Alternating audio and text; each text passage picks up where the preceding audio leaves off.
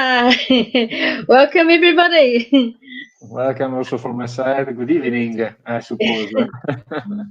I have a wonderful guest with me today from Pirelli, based in Milan, in Italy, Luca Barbetti. It is a pleasure to have you here. Thank you very much for your time, and I'm looking forward to the conversation. Okay, also from my side, thanks for for this opportunity.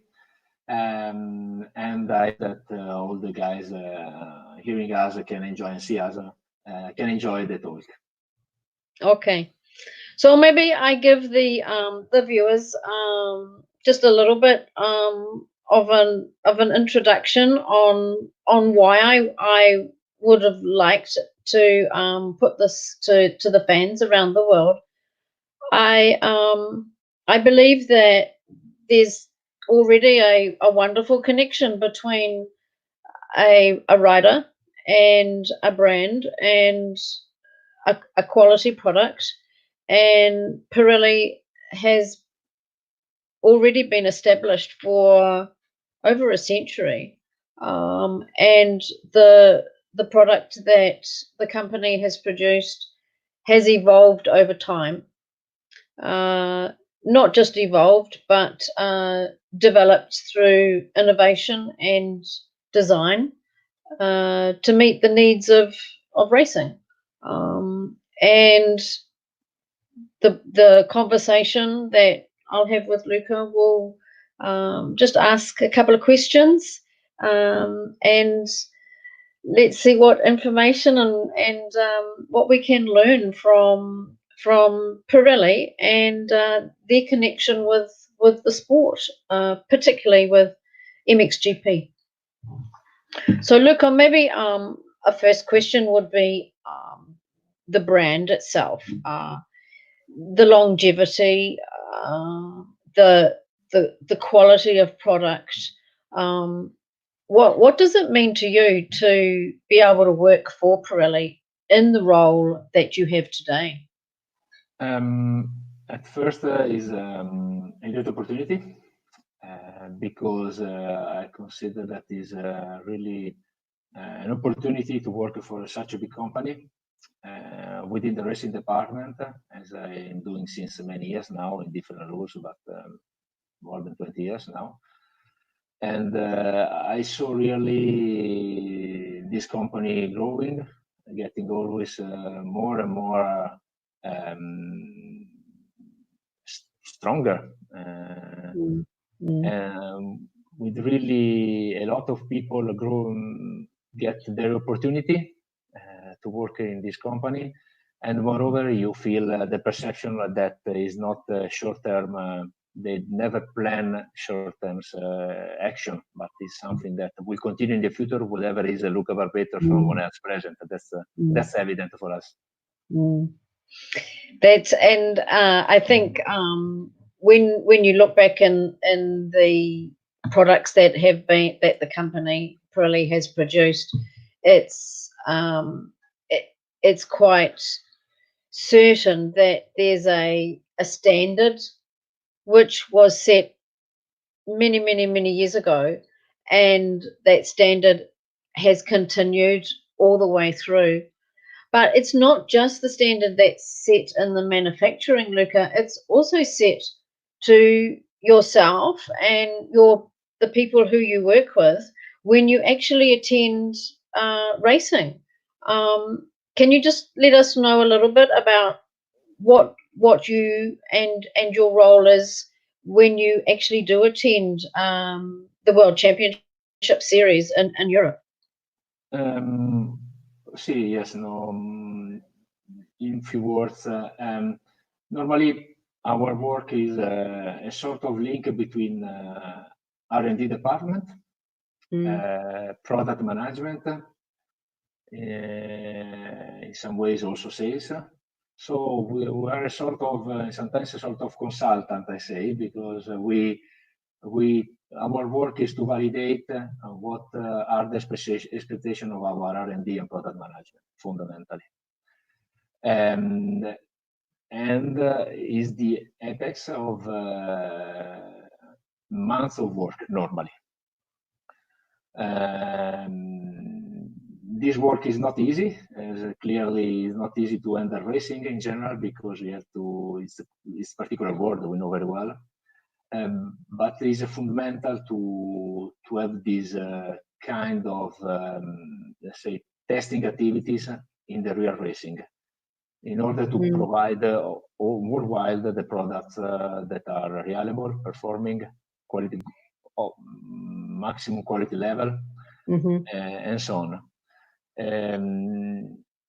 Sometimes it's difficult to understand this. Moreover, for Pirelli, where we usually we avoid to use prototype tires normally, is not in our habit, really. And so it's difficult for all the others realize that what is used by our top riders, whatever categories we consider, are practically the same tires that you have in the shop in front of you.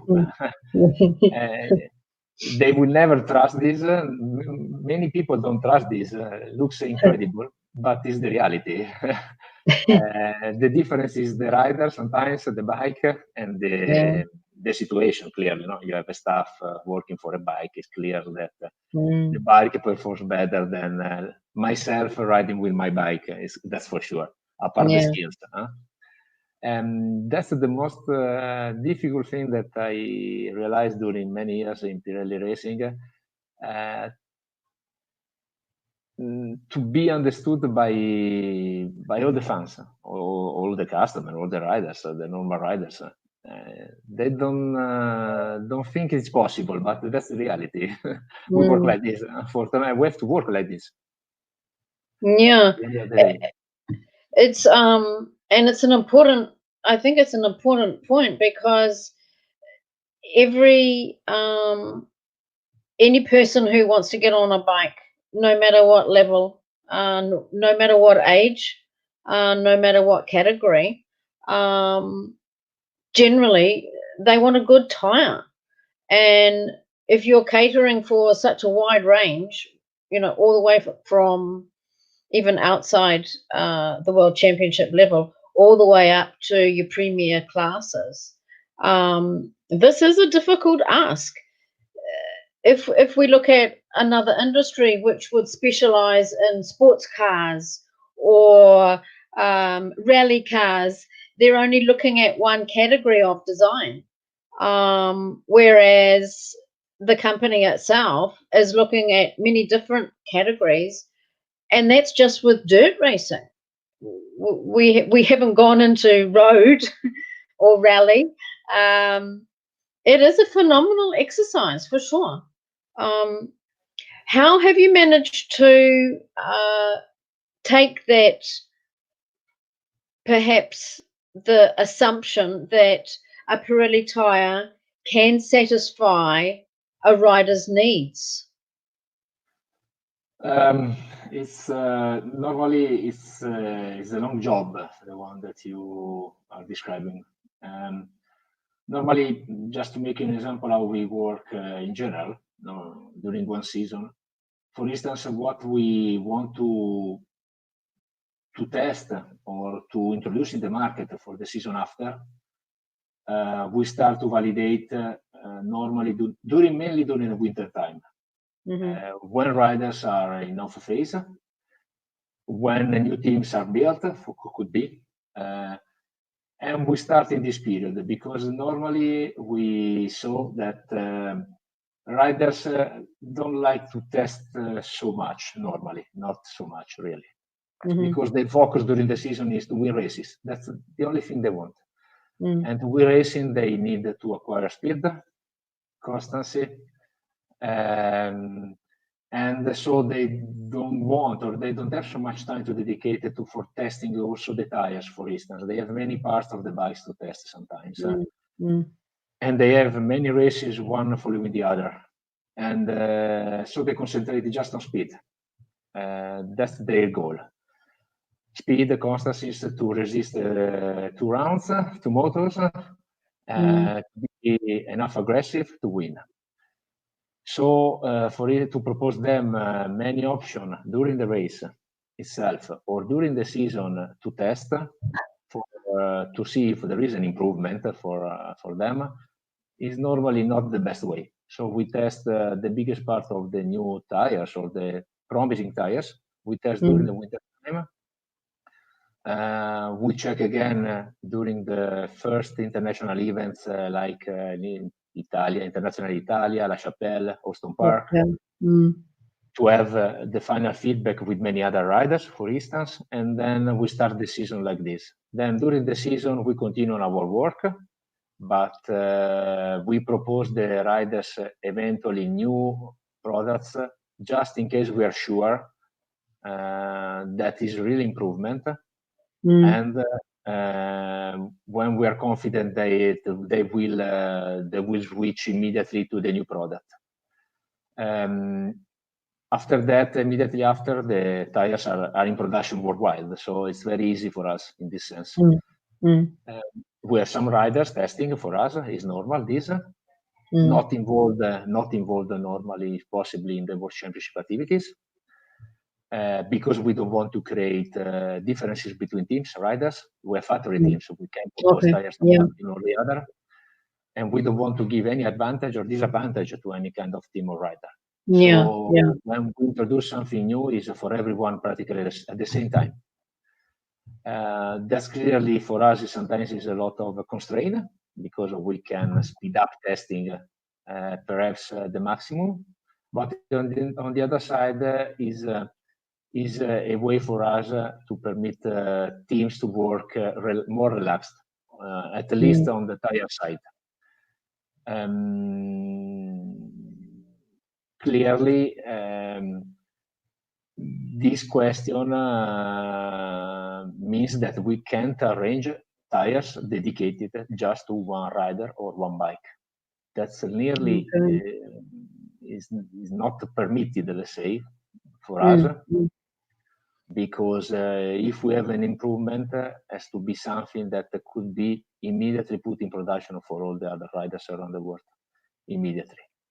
So to do one tire for just one bike and one rider, riding style, it's something that we don't consider at all. Not at all. It's not in our mindset. Okay. Also because then it's a risk. I'll just bring in a clip, and let's have a look at the range that Pirelli have developed.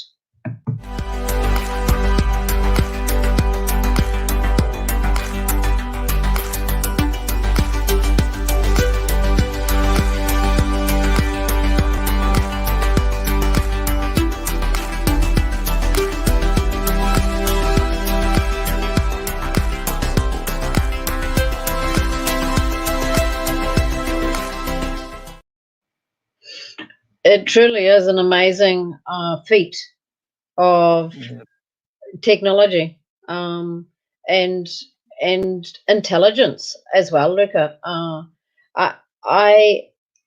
I'm not an engineer, but you have perhaps an instinct that there is a certain amount of prediction to what may be needed in 12 months' time, in 6 months' time, in refinement of product. What is interesting is how do you relate the product design with the surface that is being raced on? And I'm particularly referring to the GPs that we had at the beginning of the year. The first one at Medley Basin and the second one at Valkenswaard. At first, consider that one of our development targets of our colleagues of R&D is always that we need tires that are as much as possible, a wide range of application. That's important for us because as you mentioned in the 2 rounds we ran up to now, we have many different conditions, also hour by hour, let's say, for sure. The first two races were really tough, no doubt at all in this sense. So we need to have a wide range of our range, because we need to make easier life to the riders. Just to make an idea, normally we propose to the rider 2, maximum 3 options for one race. That's because they have not enough time to test. They don't have so much track time to test tires, bike, setup, their feeling, and so on. And moreover, because in situations like we face in the first round, where the weather situation changed so quickly, they know that with 1 or 2 options maximum, they can race. Moreover, there are some occasions where the range is, let's say, overlapping itself. And so we have a situation where with a couple of our tires can work well in any case. So we reduce also the risk that the riders make errors in choosing the tires itself. That's something that is really appreciated by the riders. We know very well, also by the teams, because they don't need to bring many tires with them, not so many rims with them. They know the riders are relaxed every time, and they know that the performance are there in any case. The same approach is valid for the mousses, the other important aspect of the package, where we don't bring many different mousses every time. We bring some few options that the riders know quite well, so that they can easily sort out what's the best race option for them. Then, in case they have any kind of doubt, last minute doubt, as it could happen, during the sightseeing lap, usually, they decide which tire to use, if it's really last minute decision. When they arrange the warm-up lap, they try to feel what's the confidence, and then in case, just in the grid, they change the tire. Normally the rear, the front is not affected by this, also because it takes more time. But normally it's like this. So that's how we want. We arrange. We work for the range also. We have to propose and to find a range that is usable in many different occasions, and easier, so that we don't arrange problems to the riders itself. Their life has to be as easy as possible. Yeah. That just brings up a question. When Youthstream, or in front now, they brought in the metal grid for the starts. Did that 2017 or yeah, around there? Did that have any effect on the way that you approached the production of your product, Luca?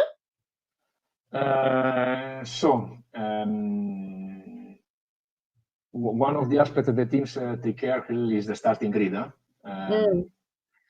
Mainly in the MXGP, the World Championship activities, or European, because they have a different kind of ground, let's say, the grid. And the teams really are working a lot to provide the riders the best possible grip, the initial grip, to start in the best way to gain the whole shot and to the first position, in any case to be. We work on this. You can work on this in some ways, but it's not easy, for sure. Moreover, there are some rules applied in the motocross GP championship, where some things allowed until last year or 1 year ago are not longer allowed for the teams to do. Okay. So generally, it's still an open issue for all the teams, because you can see every start, all the bikes many bikes are shaking here and there at the Yeah. start. Yeah. But the situation improved. We tried some things, some possible options, but Okay. as I mentioned, we don't work specifically for a product just for the MXGP activities. Yeah.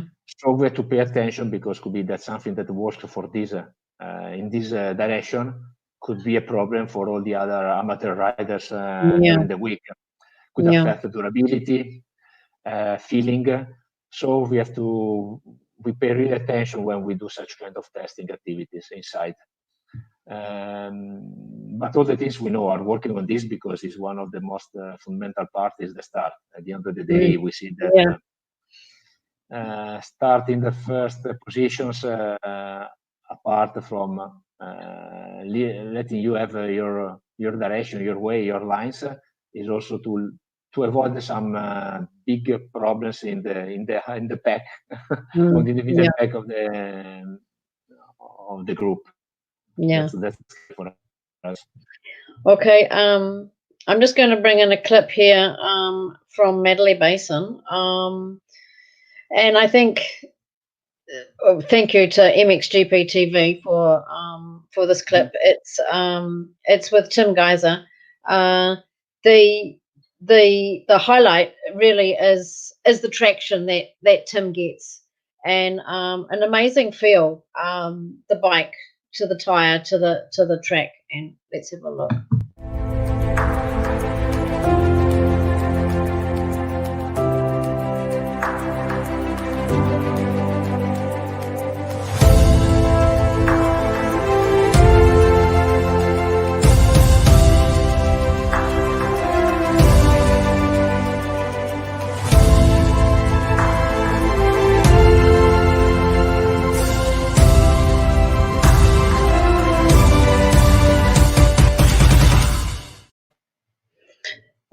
Luca, do you have a sense of pride and joy when you, I mean, to me it looks so amazing to see a product of that design, and with the rider aboard producing that type of speed, and well, he won, but I mean, it's do you get a sense of enjoyment out of seeing something like that?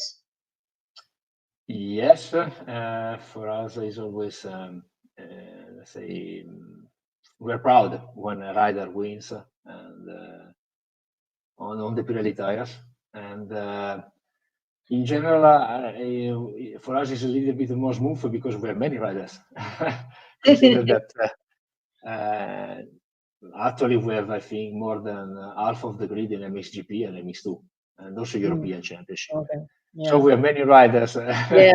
And on one way you see one winning, on the other one you see the other one crashing hard, and so you're worried and say, "Oh my God, it's safe." So during the race you're concentrating on so many riders to look to the times, what's going on, how they approach the turns, what's their mindset in this moment. That is really unbelievable, because really you live the race with them sometimes, but you are focused on many riders, not only one. Clearly, we know that when we work with factory teams, whatever is the factory manufacturer, we know that they play the game to win, no doubt at all. And you see them at the end of the race, they are really tired. Some less, but you see that they give 100%, more than 100% of what they have. And you feel the pressure really they face during the race. The contacts, the impression, really you see immediately. I think it is one of the motocross is one of the sports, together probably with the other off-road activities, where you see really the difficulties of the riders to maintain such speed and such concentration for 30, 35 minutes, 40 minutes in all the possible conditions you face during the season. Moreover, unfortunately, biggest part of the riders during the season suffer some injuries, smaller or bigger. So you really see them fighting to recover the shape, to recover the speed. It's really impressive. That's something that when you are in the circuit, in the races every weekend practically, apart of this particular period, you see them every week. You see more them than your family, and so you really feel daily how they are in the moment. You really feel it, and also the climate inside the team, inside the mechanic, is really particular. Really particular, but for sure, no doubt, from the first one to the last one, they give 100% because it's their passion, it's their job, if they are professional riders. But you see that is really impressive. Really impressive. They never give up.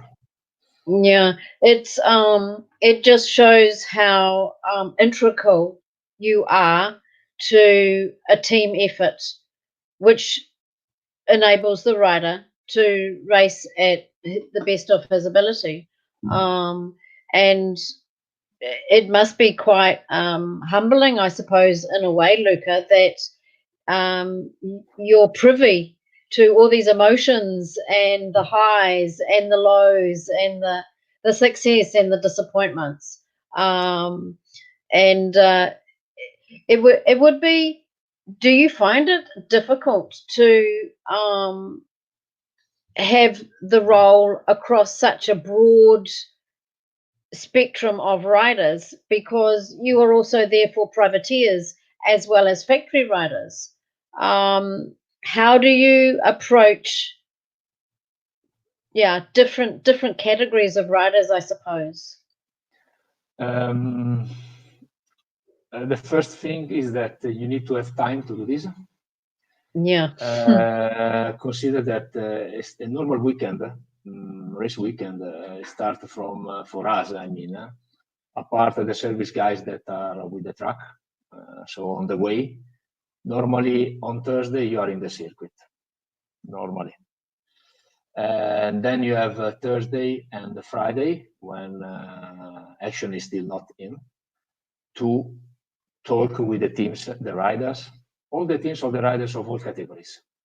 So biggest part of my activity during Thursday and Friday is to get in touch with all the riders, all the classes, all the levels, as many as possible. Sometimes it's not possible to 100% because when we have World MXGP, MX2, European 250, European 125, woman, sometimes mini.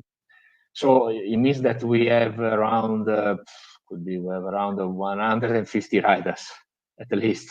So it's not easy. But normally 2 days, the 2 days off from my side are spent normally to talk with the riders, the teams, while our service is preparing all the material for the races. Then from Saturday on, we leave quiet the teams most of the time because they are concentrating just on the race. That's it. So as less as we disturb them, is better. Clearly we talk, but we leave them concentrate on the race, and we are available always. They can find easily us. We are in the paddock, in the pit, in the service, so they find us easily. Clearly, but we try to leave them more concentrated on the race. So we check what's going on. When we have any kind of doubt, question, or strange feeling or impression, whatever it could be, we go to them, we talk with them, but we try to let them manage the weekend as easy as possible, not depending from our presence or not, because they are so concentrated that you feel it really. It's better that you remain on the side. You are always there, but you don't disturb. That's the way normally our approach. And then when the 2 rounds we had at the beginning of the year were back to back. So those 2 weekends were no doubt busy. But you did go to Valkenswaard for round 2, and it's a completely different track surface than everyone had at Medley Basin. Plus the rain came as well. How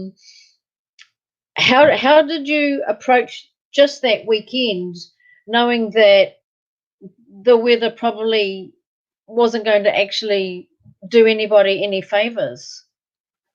The first question is the main point is have enough tires to fulfill all the needs and requests that your riders could have, due to the fact that we have so many riders, so many categories, and so many different sizes, clearly depending on the bike. Okay. It means that we had a stock of tire and mousses that was really completely full our truck. The other question is, second question is the service level, because when you have considered that normally in a weekend like a Valkenswaard, where weather change so quickly, and riders are in doubt what to use, because so they fit mainly, depending on the available rims, everything they can. It means that our fitters, I think, they manage at least 500 fittings, at least. It doesn't mean 500 tires new. It means change tires on the rim, switch from the MX32 to the scoop tire, then change again, then rechange again. They put a new scoop, a new MX32, then change the mousse. Yes, for sure, our services was really busy. They were desperate, let's say. On Saturday afternoon, I think they were really out of order. Also because don't consider that sometimes in this occasion also the environment is difficult because it's raining like hell, and so it's rainy, mud everywhere. Yeah. So it's not easy to work. Could happen that the electricity is on off sometimes, so you have to use the generators. So it's not it's really not easy. But if you work well on the service side and you permit the riders to have the 2 options available on the rims, then it's very easy. Because the final decision on the tires, at the end, whatever is my feeling or my opinion, is at the end of the rider and the team. Sincerely, we are sort of consultant for them sometimes, clearly. Yeah. But is the rider that is racing. So if he's not confident, in any case, his race will be not for sure at the maximum performance he can get. So sometimes it's better rider that decide for the wrong fitment, could happen. But he's confident that this fitment is what he prefer more than the right fitment, but his perception is that he is not confident on this tire because he will never push the limit. Okay. That's always an open issue, this one. Clearly is more and more evident when we have such changing condition like it happens in Valkenswaard, for instance, where from the one race to another in 2 hours change completely the weather forecast from medium hard pack to completely mud.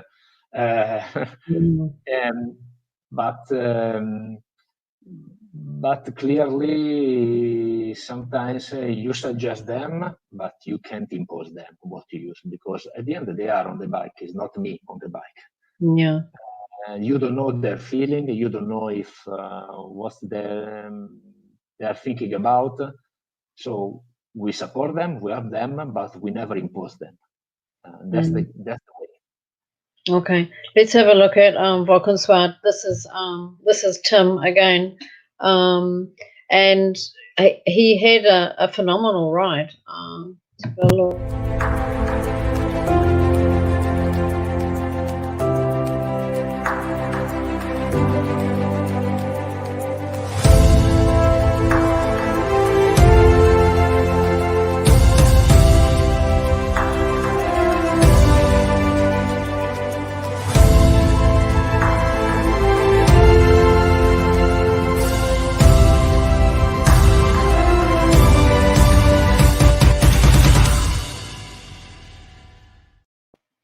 It must have been.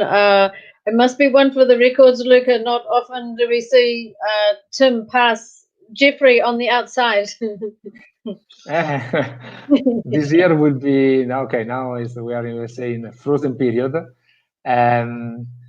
but I think and I wish when we'll restart the season that if all riders are in shape, and I think that some a little bit injured and so on in this period could recover. If really we will see probably all the riders on the grid. I think it will be really interesting for all of us. I'm also curious to see what will happen, because I think that there are at least 10 riders, around 10 riders that they can play the game every round, depending on the condition, depending on what's happening in the race. But we see since now that they are all fighting, and will be really interesting to see. Some of them were still at 90%. I have in mind some riders that okay, they are racing, but they are still not in shape. Some other were just injured. But I think that when all we will be all back again, will be really interesting championship also, because there are some new bikes. Some teams switch clearly the lineup. We saw it. Some other try to close the gap with the top teams. So it will be really interesting. Also MX2, for sure, no doubt. And also at the European level, with some riders that has to switch category for age limit. And so on, would be really interesting, because there are new young guys really fast, really fast. 125 also, we notice some. We expect some that clearly will 90% confirm they are fast, but there are some new kids on the block really fast. Yeah. I suppose that that brings up into the final question on the advancement in bike technology, and I think due to the situation now, I think some brands have actually frozen that process going into 2021. But the bikes, the speed, the power, the torque, how does that work in relation to your development of product? Are you in sync, Luca, with the technology that is going on with bike? How does the two work together, I suppose, is the question.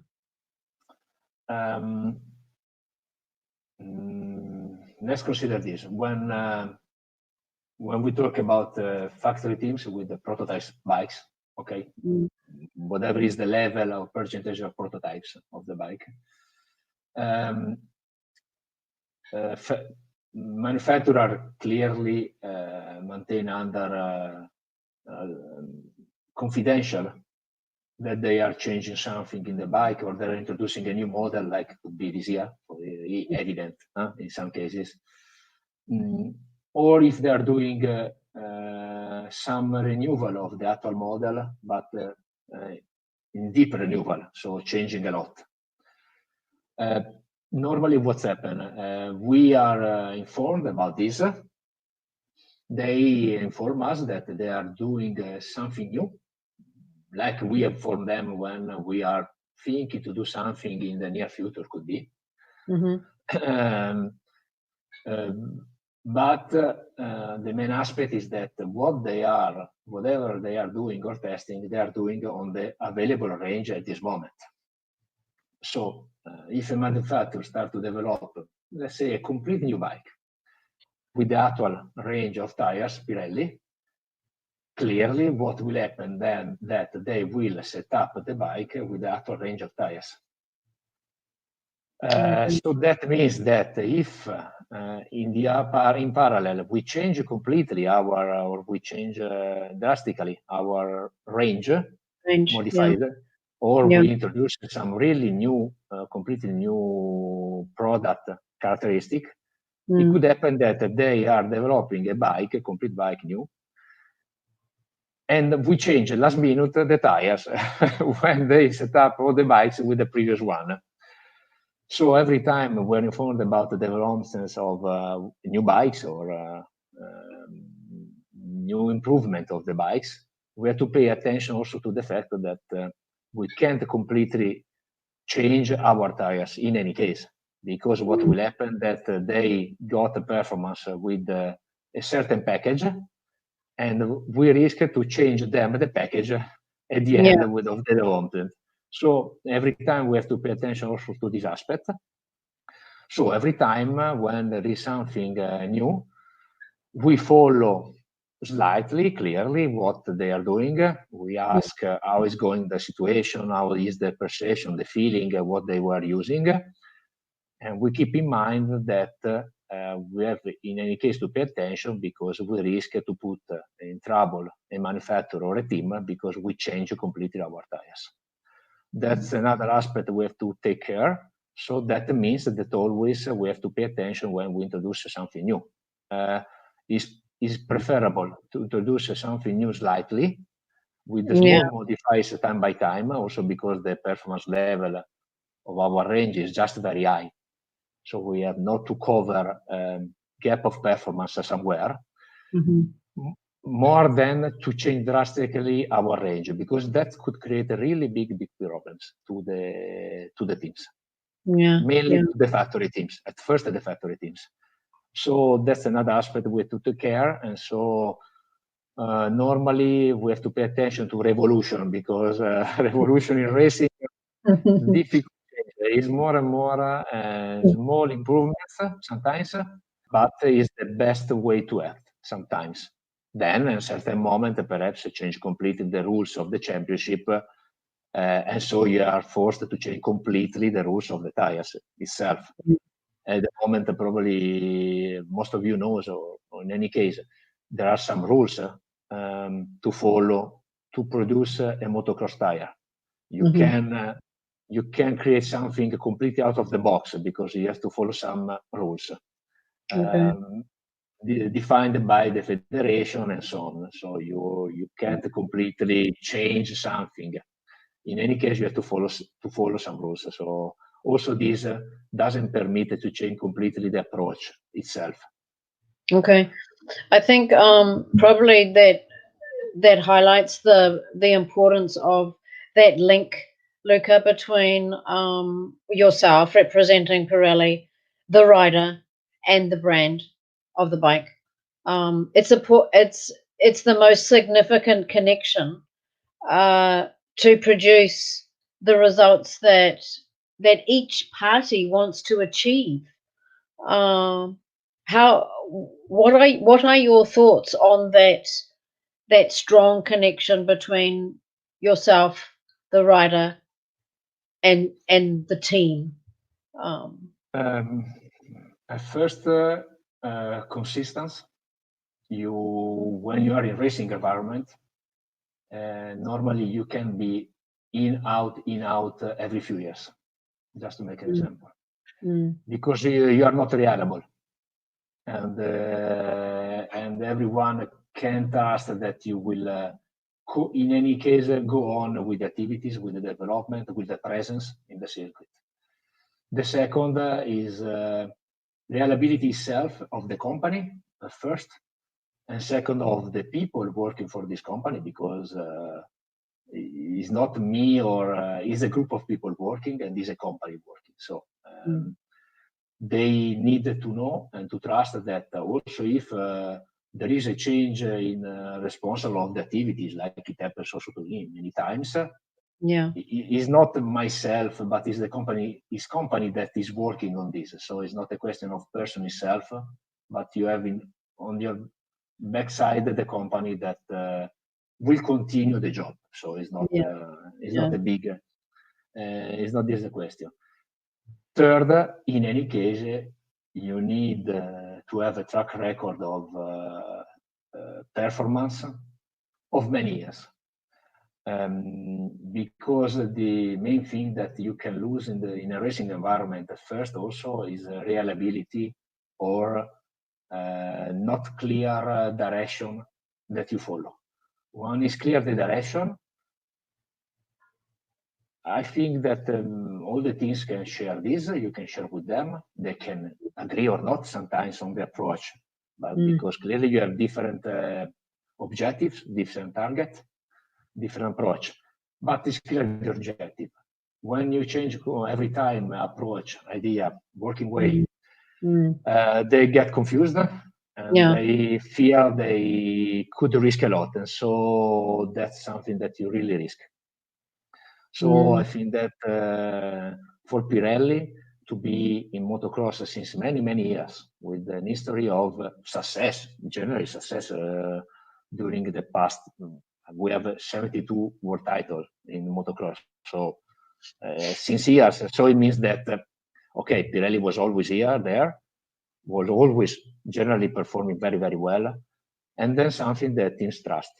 They know that they were very polite, that we don't provide advantages or disadvantages to no one. And they trust this because we are working like this normally. And that's the most important thing that we could have. Clearly, performance arena or vice versa is not easy to handle the factory teams, but they trust in our working way, transparencies, fairness, stability, and constant presence in the ground. And that's something that is an added value. And to create this added value and to show this added value, you need to demonstrate this during the years, many, many years. And that's something not easy to gain, by no one. In racing, more and more. And it's not something that you can open the book and you can say, I've done A and now I can go to B, and I've done B and I can go to C. No. You actually have to achieve it by your actions, and the response that you get from your actions basically propels you to continue and move forward. I think it's a testament to the philosophy of the brand itself, Luca, that is the bottom line. You do provide that integrity to racing, and that has enabled you to achieve results on the track. I'm in great admiration. I really am. Yeah. Well, thank you very much. I've learned things that I didn't know, and I think that's the whole point of having a conversation with a company that you admire, which generally we only get to hear about by a label or an advertising sign or a logo. But for me, it's nice to be able to hear the words from someone who works diligently for the company itself. So I thank you, Luca, for your time.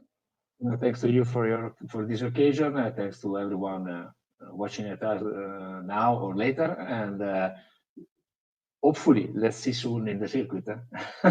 Yeah, we'll be racing soon. And I must thank Flavia as well, because Flavia organized and communicated, and I appreciate what she's done is for us to let us have this chat. Okay, Thanks a lot. Thank you. Ciao. Good night. Yeah. Bye. Bye.